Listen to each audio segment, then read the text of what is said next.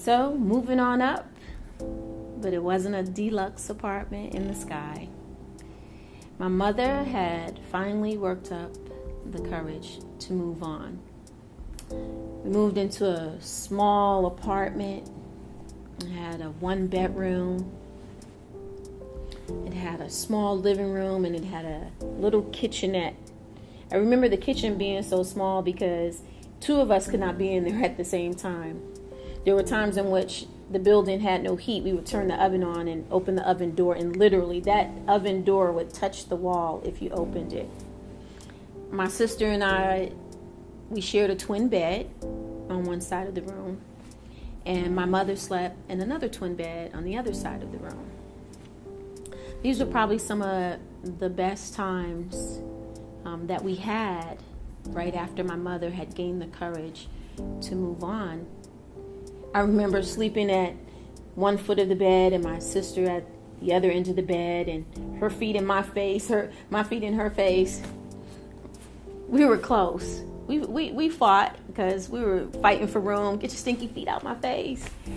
But we had good times, sharing stories, listening to my mother.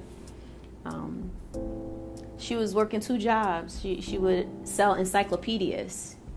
I remember on rainy days, we would use the encyclopedias on how to make a telephone with the oatmeal and how to make a plane out of paper.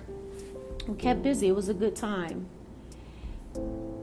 It was tough.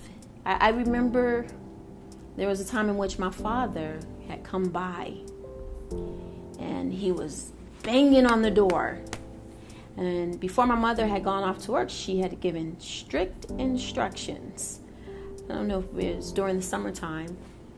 And she said, if your father comes by, do not open this door.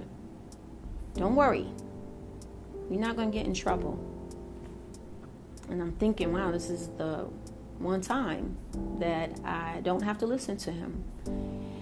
So I wasn't expecting him to come by, but he came by.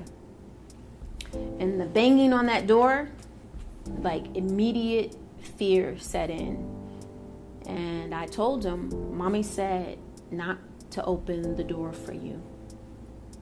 And I remember thinking to myself, if I open this door, what is he going to do to us? Is he going to take us? Is he going to come in here and hide and wait for my mother to come back and hurt her? What is it that he's going to do? I remember my mother was struggling. Selling encyclopedias was not an easy thing going door to door. We were still very poor. Whether we were filling up on sugar and water, or we actually enjoyed the syrup sandwiches. I can't stand a syrup sandwich today. But, back then that filled us. I was so stressed out. My mother had to make that decision to move on up. She really did. I had started losing my hair. I was in counseling because I began to become withdrawn. You begin to figure out if you just become silent, be a little bit invisible, I won't draw any attention to myself, so maybe nothing will happen to me. My mother had to make the decision and gain the courage to leave, to move on. I had to gain the courage and remove the fear and not open that door.